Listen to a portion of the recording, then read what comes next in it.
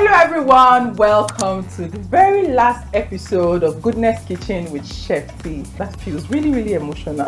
This my guest is the one cooking today. So drum roll! Ashaka! Wagwan gang! Asha's gonna be making peppersoup jollof rice.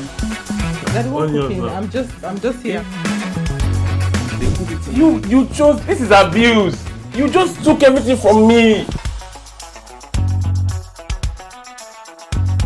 What inspired Ashaka? By the time I finish the story, this rice is a pot.